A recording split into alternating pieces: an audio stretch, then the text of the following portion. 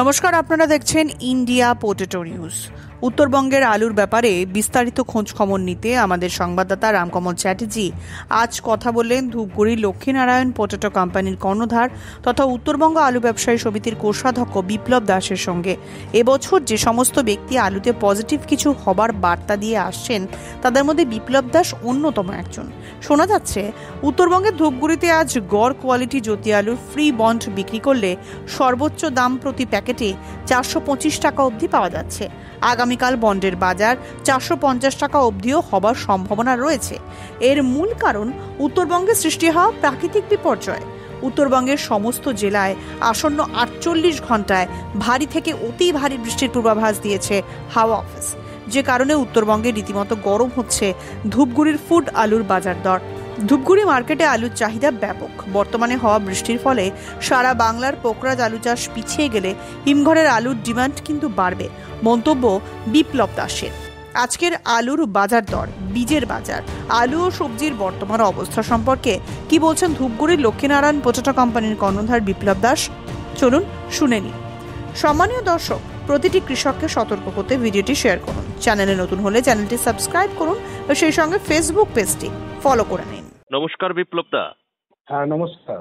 বিপ্লব দা, আপনার যে বীজ বিক্রির যে কাউন্টার লক্ষ্মীনারায়ণ পটেটো কোম্পানি, এখানে যারা মানুষ আসবে কিভাবে আসবে একটু অ্যাড্রেসটা বলে দিন।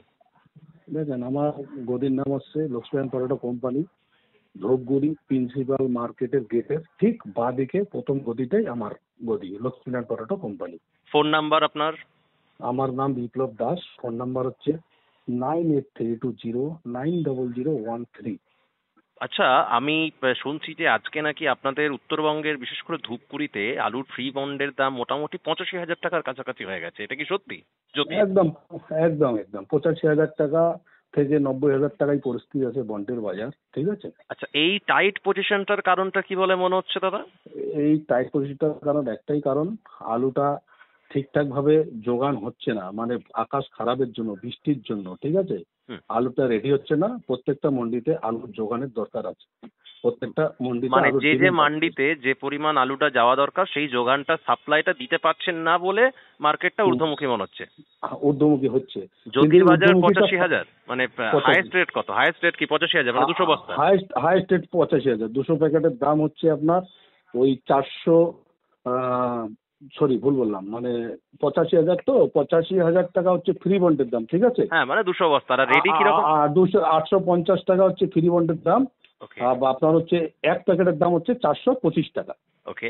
আর রেডির কি দাম আছে দাদা? রেডির দাম আজকের ডেটে সব মোকামেই আজকে ধরেন 1180 থেকে 1200 টাকা লোডিং হচ্ছে আলুটা, সব মোকামেই, বুঝলেন। কালকে কি তাহলে টপ কোয়ালিটির ফ্রি বন্ডের দাম কি 90,000 হয়ে যাবে মনে হচ্ছে উত্তরবঙ্গে? হ্যাঁ, হয়ে যাবে। এটার কারণটা কি জন্য হতে পারে? এই যে আবহাওয়া। যেটা আবহাওয়ার জন্য, সেটা আবহাওয়ার জন্য। তাহলে বিশেষ করে আপনি যে আগের বারে আপনি যে সাক্ষাৎকারে বললেন, বা বিশেষ করে আমরা যখন গেছিলাম তখন আপনি বলছিলেন যে 600 বন্ড হওয়ার একটা জায়গা তৈরি হোক বা হচ্ছে, তাহলে কি তার দিকেই ক্রমশ এগোচ্ছি বলে মনে হচ্ছে বা এগোচ্ছেন বলে মনে হচ্ছে? আমি এখনো সহমত আছি, কৃষকের সাথে আছি। বন্ডটা 500 টাকা তো হবেই, ঠিক আছে। এবং 500 টাকা হবে, যে 600 টাকা যে ফ্রি বন্ডের দাম বলছিলাম না প্যাকেট, সেটাও আসার মধ্যে রাখতেছি। কিন্তু সব থেকে এখানে ঘটনা কি আছে আপনাকে একটু বুঝাই বলি। হ্যাঁ, বিষয়টা হচ্ছে যেভাবে বৃষ্টি বাদল হচ্ছে সব জায়গায়। আজকে আপনি ধরেন ইউপিতে বৃষ্টি চলছে, দক্ষিণবঙ্গে বৃষ্টি চলছে, গুজরাটে শিলাবৃষ্টি, উত্তরবঙ্গে বৃষ্টি চলছে, ঠিক আছে। এইবার আমাদের এখানে বৃষ্টি চলছেই। এইবার আমাদের এখানে ধরেন আকাশ পরিষ্কার হওয়ার পরিস্থিতি যেটা আমি দেখছি, মোটামুটি সেই বৃষ্টিটা হয়তো রবিবারের মধ্যে একটু পরিষ্কার হতে পারে, এবার নাও হতে পারে। তার আগেই তো অলরেডি আপনাদের ওখানে ভাসিয়ে দেবে, যেটুকু আমি আবার দেখতে পাচ্ছি। হ্যাঁ, ভাসিয়ে দিবে। এত এই যে বৃষ্টিটা, এই বৃষ্টিটার জন্য না, এইবার দেখেন সব থেকে আমার দুঃখজনক ঘটনা কোথায়, এই ওয়েদার রিপোর্ট যেটা প্রাকৃতিক যেটা আছে না, সব থেকে কৃষকের বেশি ক্ষতি হয়ে যাচ্ছে। আলুর দাম, আরে আমি নিজে আজকে আস্তে আস্তে দেখলাম, আমি এখন এই মুহূর্তে মেমারিতে আছি, বৃষ্টি হলো খানিকক্ষণ আগে। আমি যেটা দেখলাম, মানে ঘাটাল থেকে বাঁকুড়া হয়ে যখন আমি বর্ধমান এলাম, তো নদীর ওখানে তো দেখলাম, একটা ভিডিও করলাম, তো জমিগুলো দেখলাম পুরো সব জলে ভেসে আছে পোকরা চাষের। যাই হোক, বিষয়টা যেটা আমি বলতে নিলাম, বিষয়টা হচ্ছে আজকে কৃষকের দেখেন, কৃষক আজকে 20টা পোকরাজ বীজটা নিয়ে জমিতে লাগাইছে, হুম এই বৃষ্টিতে বীজটা কিন্তু নষ্ট হয়ে যাবে। বীজটা নষ্ট হয়ে গেলে কৃষকের আরো বীজের দরকার আছে। এবার কৃষকের যা পরিস্থিতি, এমনিতে বন্টের দাম প্রথম থেকে আলু বেচে আলুর দাম পায়নি, হুম এখন মনে করেন আলুর দাম পারবে, কৃষকের হাতে মুষ্টিমের সামথিং কিছু আলু আছে, সেরকম কিছু নেই কিন্তু। হুম বড় বড় ব্যবসাদার হাতেও কিন্তু আলু নেই, আলু কিন্তু সবাই আগে লজে বিক্রি করছে। হুম। ব্যবসাদাররাও লজে আছে, কৃষকরাও কিন্তু লজে আছে। এই লজের মধ্যে দিয়ে আবার যদি দুইবার বীজটা প্রাপ্ত হয় জমিতে, না খুব কষ্ট লাগে। কৃষকের যদি 2 পয়সা না পায় না, খুব কষ্ট লাগে। আজকে যে পরিস্থিতি আমি দেখতেছি, বন্ড 500 টাকা হচ্ছেই বা হবে, কিন্তু বিষয়টা এখানে আরেকটা জায়গায় চলে যাচ্ছে। এই যে বৃষ্টি বদল হচ্ছে, ভাসায় যাচ্ছে, ভাসার পর আকাশ পরিষ্কার হওয়ার পরে না, হুম। আমি দেখতে পারতেছি এরপরে আইএমডি রিপোর্টে দেখতে পারতেছি এরপরে আরো এইরকম আপনার ঘূর্ণিঝড় মান্থা আবার হবে। সেটা নিম্নচাপের যেটা পরিস্থিতি 4 থেকে 5 তারিখে আমি আবহাওয়া যেটা বুঝতেছি, হুম বঙ্গোপসাগরের উপর দিয়ে না হুম। এই বাংলার উপর বয়ে একটা ঘূর্ণিঝড়, একটা মন্থা, একটা সৃষ্টির আইএমডি রিপোর্টের একটা আমি বুঝতে পারতেছি আর কি। মানে ওভারঅল এখন এখন যেটা বোঝা যাচ্ছে যে তাহলে প্রাকৃতিক বিপর্যয় আমাদের পিছু ছাড়ছে না। ছাড়ছে না। এবার প্রাকৃতিক বিপর্যয় যদি কিছু না ছাড়ে না, হুম তাহলে অল ইন্ডিয়া মনে করেন সব কৃষক ব্যবসায়ী না হুম ঠিকঠাক থাকতে পারবে না। হুম। আজকে কতবার পাঞ্জাব থেকে আমরা বীজ কিনে এসে কৃষককে দেবো, আর কৃষকের বীজ কতবার নষ্ট হবে। এবার এবার কৃষক কতবার গাড়বে, কৃষকের হাতে পয়সা বা কত আছে। এবার কৃষক যদি না বাঁচে, আমরা বাঁচতে পারবো না। হুম। এখন কথা হচ্ছে ভগবানের কাছে আর আমাদের প্রার্থনা, আমাদের এই যে বৃষ্টিটা যেভাবে হালকার মধ্যে কাটিয়ে দেওয়ার পরে সবাই আমরা সুস্থ এবং ভালো থাকার চেষ্টা করি, ভগবানের কাছে একদমই প্রার্থনা। একদমই একদমই। আচ্ছা, আপনাদের ওখানে আপনার যে কাউন্টার এখন কি কি বীজ রাখছেন একটু বলে দিন তো, মানে কোন কোন মার্কা এসেছে এই মুহূর্তে কি রয়েছে? আমার কাউন্টারে এখানে বীজ আছে দাদা, দেখেন আমার এখানে আছে জল্প আছে, নবদ্বীপ করণ আছে, হরদেব সিং সাঙ্গা আছে, টেকনিকো আছে, খালসা আছে, শ্যামলাল সোনুন্দার বীজ আছে। মোট কথা আমার কাছে সমস্ত ধরনের ভ্যারাইটিটা পাওয়া যায় আর কি। এখন পোগরাজের পাশাপাশি কি জ্যোতিও এসেছে? না, জ্যোতিটা আসবে আপনার হচ্ছে 10 থেকে 12 তারিখের মধ্যে। এখন পোকরাজটাই চলছে। অ্যাভারেজ রেশিও অ্যাপ্রক্স কিরকম কি দাম আছে যদি একটু বলেন, মানে অ্যাপ্রক্স রেশিও যে এত থেকে এত। এখন রেশিওটা যেটা পরিস্থিতি আছে আপনাকে বলি, যে বৃষ্টি বাদল আছে না, বৃষ্টি বাদল ধরেন এখন যা বাজারটা আছে হ্যাঁ। 1400 থেকে ওই 1800 টাকার মধ্যে, এই দামের মধ্যে বীজ পাওয়া যাচ্ছে। এই দামের মধ্যে বীজ আচ্ছা, পাওয়া যাচ্ছে। এখন আবহাওয়া কেমন রয়েছে আপনার? আপনি ধরুন আজকে এখন বাজছে ধরুন আজকে 30শে অক্টোবর 2025 বৃহস্পতিবার, এখন সন্ধ্যে 6টা বাজছে, 6টা 10। হুম, কি হুম। মানে আবহাওয়া কি রয়েছে ওখানে এখন? আবহাওয়া মেঘাচ্ছন্ন, বৃষ্টি হচ্ছে, ঝিরিঝিরি বৃষ্টি হচ্ছে, কিন্তু যা পরিস্থিতি আছে, বৃষ্টিটা মনে হয় এখানে 2000 থেকে 300 মিলিমিটার পর্যন্ত বৃষ্টির সম্ভাবনা রয়েছে। হুম। দফায় দফায় ঝোড়ো হাওয়া পর্যন্ত রয়েছে এখানে। মানে এখন কিভাবে মানে ঝোড়ো হাওয়া বইছে already? মানে বয়নি, মানে কিন্তু আভাস রয়েছে। আভাস রয়েছে, বয়নি আভাস রয়েছে। এই সমস্ত যদি হয়ে যায় না, আর বন্ডের বাজারটা তো বাড়বেই, বন্ডের বাজারটা বাড়বেই। আপনি তো আমি যেটুকু জানি আপনি উত্তরবঙ্গ আলু ব্যবসা সমিতির কোষাধ্যক্ষ সাহেবও অলসো। কি মনে হয় যে আপনাদের উত্তরবঙ্গে এখনো পর্যন্ত পোগরাজ আলু কতটা কি বসিয়ে ফেলেছে বলে আইডিয়া? আমাদের এখানে দেখেন উত্তরবঙ্গে মোটামুটি যেটুক চাষ হয় তার 50% চাষ কিন্তু বসিয়ে দিয়েছে। মানে 70% পোগরাজ আলু 50% বসিয়ে দিয়েছে। হ্যাঁ, বসিয়ে দিয়েছে। ধরুন যদি মানে ভগবান না করুক যদি বৃষ্টি ব্যাপক হয় তাহলে কি মানে কিছু ক্ষতির আশঙ্কা করছেন, বা কাঁচা যে সবজি টবজি এতে কি? ব্যাপক বৃষ্টি হলে সব ক্ষতি হয়ে যাবে। কাঁচা সবজিও নষ্ট হয়ে যাবে। অনেক মানে কৃষকের মোট কথা, ব্যাপক বৃষ্টি হয়ে গেলে না কৃষকের ক্ষতি হয়ে যাবে, আর কৃষক ক্ষতিগ্রস্ত মানে ব্যবসায়ী ক্ষতিগ্রস্ত। আপনি যেমন চান না যে ব্যাপক বৃষ্টি হোক, বা আমিও সেরকম চাই না, তার কারণ না, হচ্ছে দেখুন আমি চাই না। দেখুন আমরা হয়তো হ্যাঁ এগ্রিকালচারের উপর আমরা কাজ করছি, আলুর, হ্যাঁ আমরা জানি যে বৃষ্টি হলে আলুর দাম বাড়বে বা বাড়তে হবে, কিন্তু আলটিমেটলি দেখুন আমরা কিন্তু মানে মানুষের জীবনটা আগে, তাই না? প্রাকৃতিক মানুষের জীবনটা আগে, মানুষের জীবনটা আগে, তারপর প্রাকৃতিক বিপর্যয়। আজকে দেখেন মানুষের জীবনটা সব থেকে বড় জিনিস। আজকে দেখেন বন্ডের বাজার 500 টাকা, ফ্রি বন্ডের দাম হলো, 1 প্যাকেটের দাম হলো, সেটা বড় কথা না।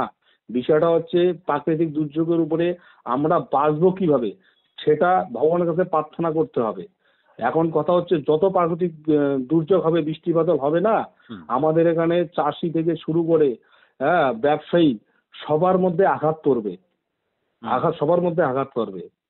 আর সব থেকে বড় হচ্ছে পাঞ্জাবে দেখেন বীজটা অ্যাভেলেবেল আছে, ওরাও কিন্তু একটা ন্যায্য মূল্যে বীজটা দিতে পারে। ন্যায্য মূল্যে দিলে আমার কি হবে? প্রশ্নটা সেখানেই যে পাঞ্জাবে বীজ অ্যাভেলেবেল থাকা সত্ত্বেও যে পোকরাজ বীজটা কিছুদিন আগে পর্যন্ত যখন ধরুন বীজ এসে পৌঁছায়নি বাংলায়, তখনও সবাই বলছিল যে 800 টাকা 900 টাকা করে নাকি বুকিং চলছে। সেই পাঞ্জাব বীজটা আজকের দিনে দাঁড়িয়ে হঠাৎ করে এরকম মার্কেটটা হয়ে যাওয়ার কারণটা কি বলে মনে হয়?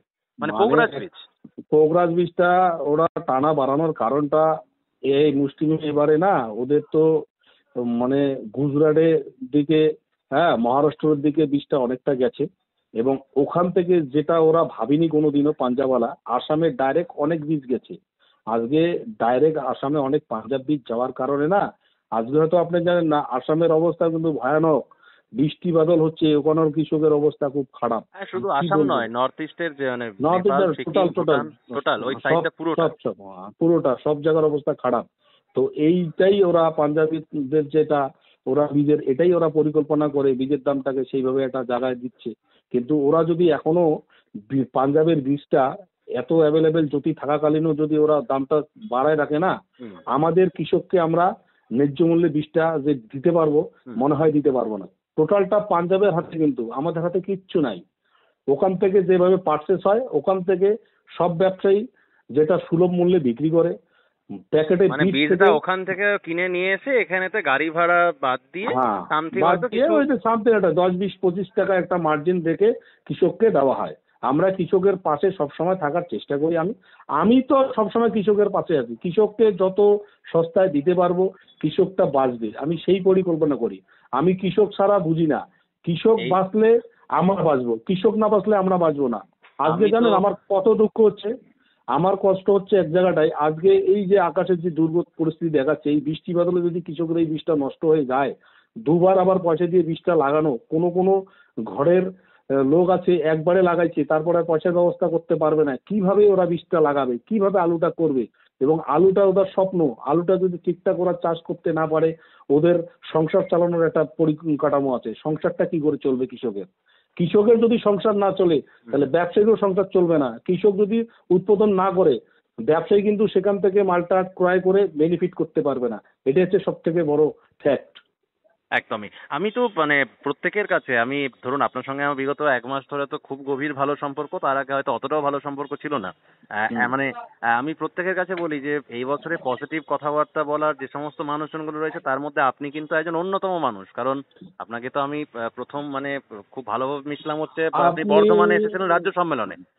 পজিটিভ বার্তা এবছরে খুব কম মানুষ দিয়েছেন বা হতে পারে এরকম একটা ব্যাপার। এখন আমাকে একটু তথ্য দিন তো যে মোটামুটি জ্যোতি আলু আপনার ওখানে কবে থেকে ঢুকবে? মানে ধরুন যারা অধীর অপেক্ষায় বসে রয়েছে যে আপনার ওখানে জ্যোতি বীজ নিতে যাবে, জ্যোতি বীজ নিতে আসলে সব বিপর্যয় কেটে গেলে, সব বিপর্যয় কেটে গেলে আমার এখানে 14 থেকে 12 থেকে তারিখের মধ্যে জ্যোতি বীজ অ্যাভেলেবল হয়ে যাবে। কিন্তু বীজটা যে আমরা ওখান থেকে নিয়ে আসবো না, এই আকাশের দুর্যোগের জন্য না, পরিস্থিতির জন্য আমরা একটু চেকে যাচ্ছি।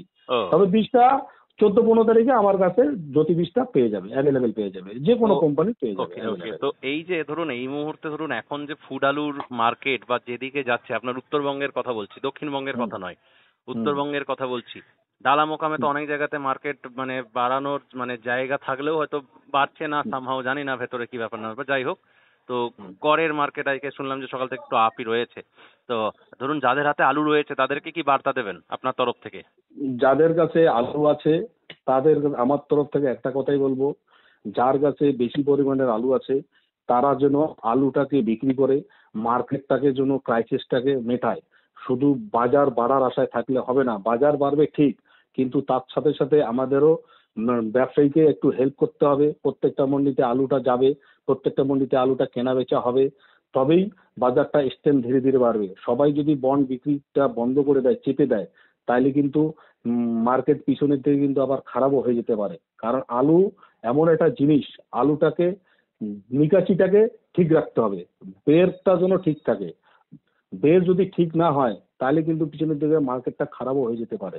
এই জন্য সবার কাছে আমার একটাই বার্তা আছে, আলুর বাজার 500 টাকা বন্ড হবে এটা ঠিক, যার কাছে বেশি আলু আছে তারা যেন আলুটাকে না ধরে রাখে, মার্কেটটাকে ঠিক রাখার জন্য আলু ধীরে ধীরে বিক্রি করতে থাকে। কালকে আজকে হ্যাঁ বলুন বলুন বলুন।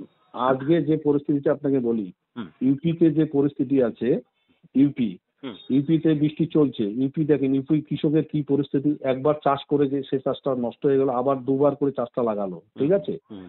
আজকে আজাদপুর মন্ডিতে আলু 153 গাড়ি ছিল আমদানি আজাদপুর মন্ডিতে, সে আলুটা কানপুর মন্ডিতে 150 গাড়ি আমদানি ছিল, ঠিক আছে।